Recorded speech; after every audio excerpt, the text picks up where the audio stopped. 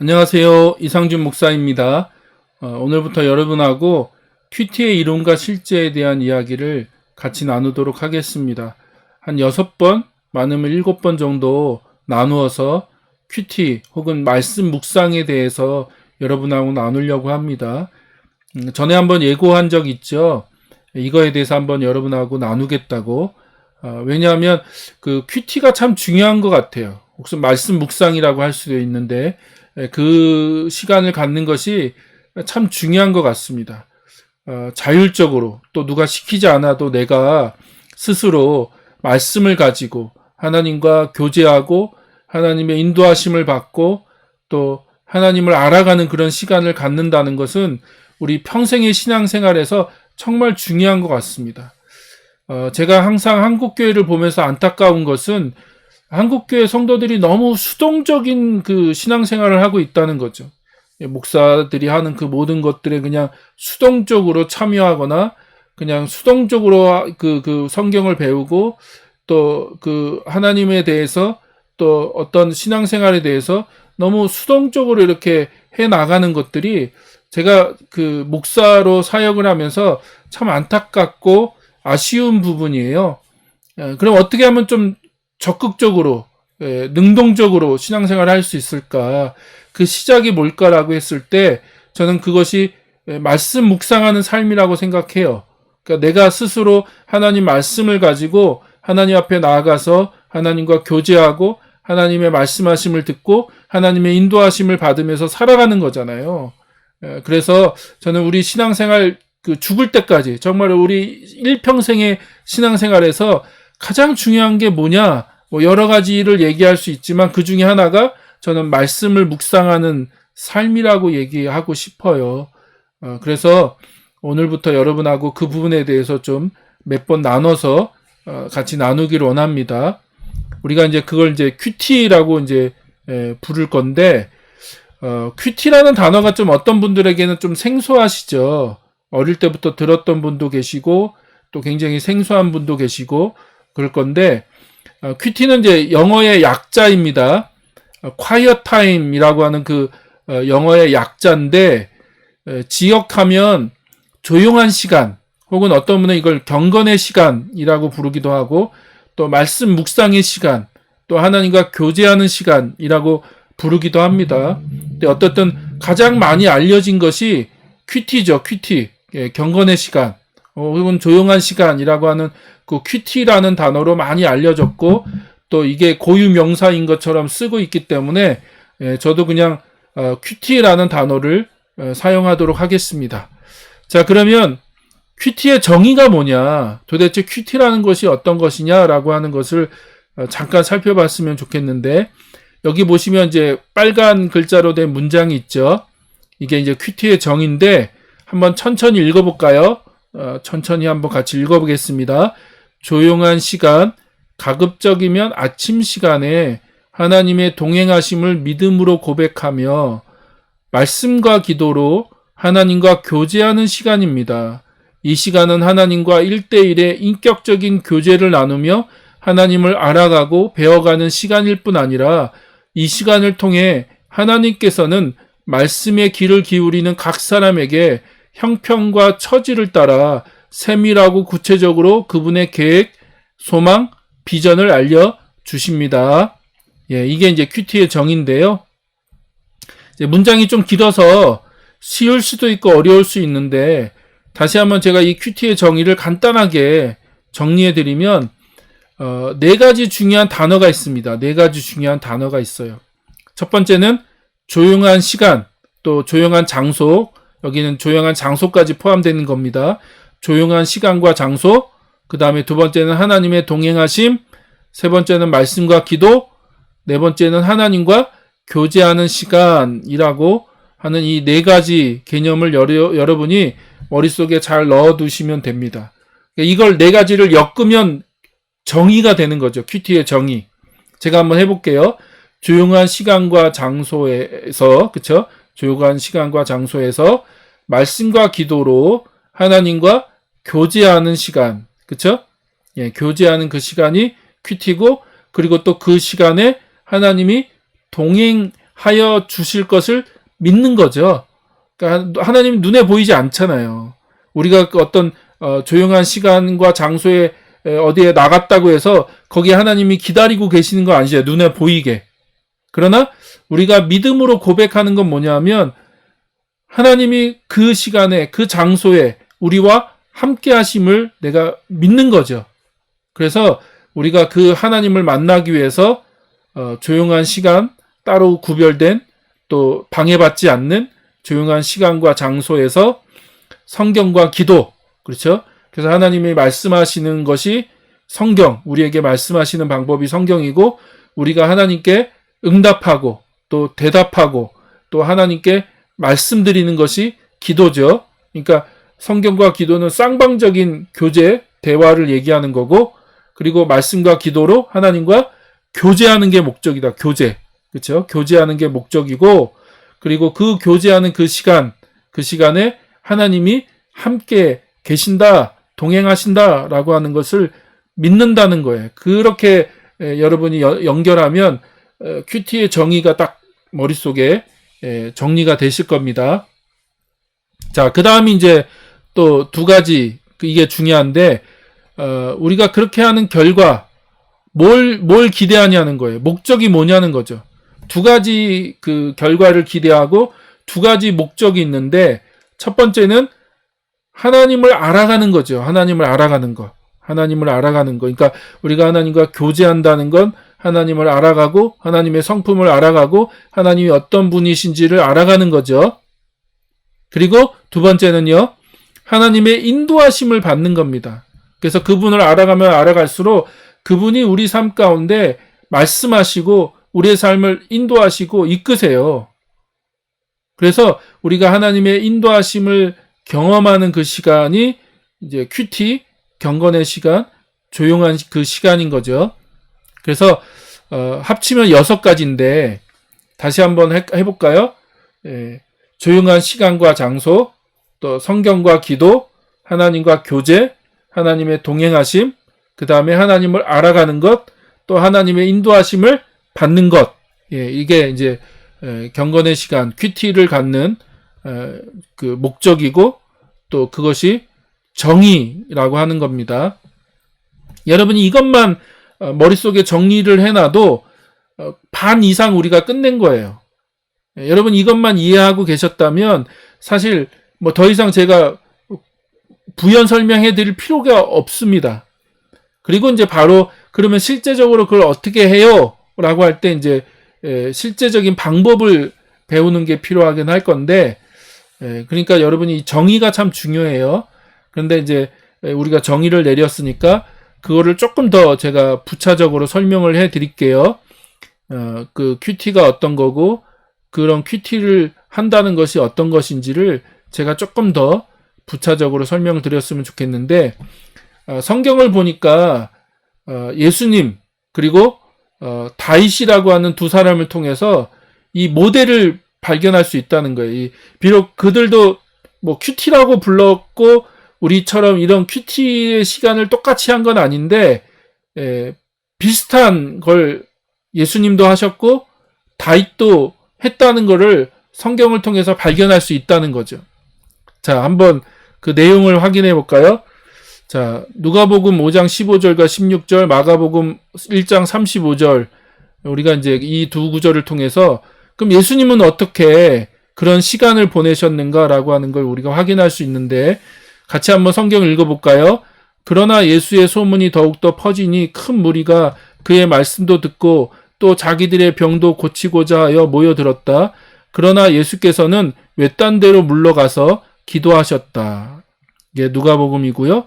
마가복음은 아주 이른 새벽에 예수께서 일어나서 외딴 곳으로 나가셔서 거기에서 기도하고 계셨다. 자, 이걸 조금 설명을 드리고 싶은데요.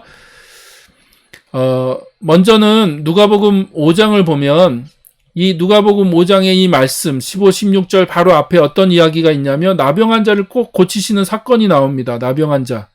그리고 그것이 계기가 돼서 예수님에 대한 소문이 주변 사람들에게 퍼지게 되었고 더 많은 사람들이 예수님께 몰려오는 장면을 묘사하고 있다는 거예요. 막 사람들이 예수님께 몰려들었는데 놀랍게도 예수님은 그 사람들을 피하셔서 오히려 사람 없는 외딴 곳으로 물러나신다는 거예요.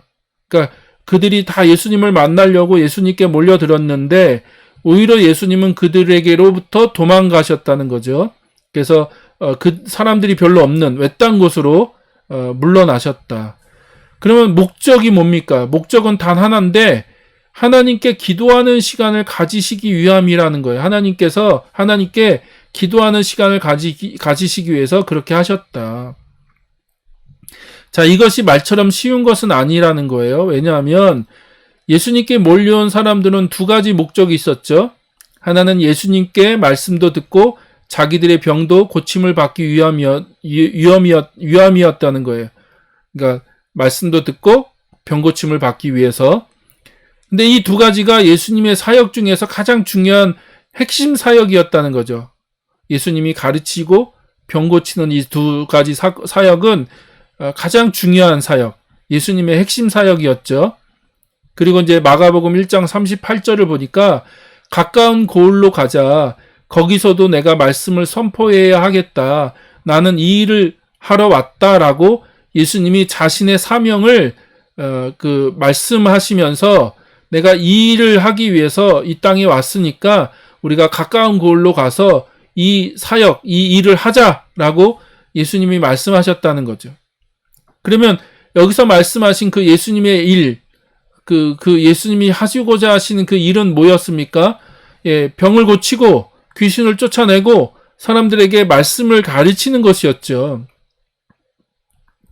그런데도 예수님이 그런 그 사람들에게, 그러니까 그 예수님의 말씀을 듣고 병 고침을 얻고자 하는 사람들에게서 피해서 도망가신다는 거, 피하셨다는 거는 쉽게 납득이 되지 않죠. 또 인간적으로 봤을 때도 자신에게 몰려오는 많은 사람들을 뿌리치고 외딴 곳으로 간다는 것은 절대 쉬운 일이 아닙니다. 쉽게 말해서 예수님이 갑자기 스타가 되신 거잖아요. 슈퍼스타가 되셨고 갈릴리 지역에 예수님에 대한 소문이 퍼지고 그 결과로 여기저기에서 예수님을 찾는 사람들이 많아졌다는 거예요. 그러니까 요즘 말로 하면 예수님이 대세남이 된 거죠. 그 인싸가 되신 거고 아주 유명인이 된 거죠. 하루아침에. 하지만 예수님은 그런 사람들의 인기에 흔들리거나 현혹되지 않으셨다는 거예요. 오히려 그들을 피해서 외딴 곳, 조용한 곳으로 가셔서 그곳에서 기도하셨다는 거죠. 왜냐하면 그것이 예수님의 우선순위에 가장 앞에, 가장 먼저 있었던 것이기 때문에 그렇다는 거예요. 그러니까 예수님은 사역보다 그 하나님과 기도하는 시간이 더 중요했고 사람들보다, 사람을 만나는 것보다 하나님께 나아가서 기도하는 시간을 더 소중하게 여기셨다. 그러니까 예수님의 우선순위에 있어서는 하나님과 갖는 그 시간, 하나님 앞에 머물러 있는 그 시간이 가장 소중하고 중요했다는 거죠. 자, 그리고 마가복음 1장 35절을 봐도 예수님의 그 행동이 습관적이고 반복적인 것임을 확인할 수 있어요. 한국어 성경에는 그게 이제 쉽게 발견되지 않는데 원어 성경이나 영어 성경을 보면 동사의 시제를 보면 예수님이 새벽에 외딴 곳으로 나가셔서 기도하는 것이 굉장히 습관적인 행동, 또 반복적인 행동이었다는 것을 우리가 알 수 있다는 거죠.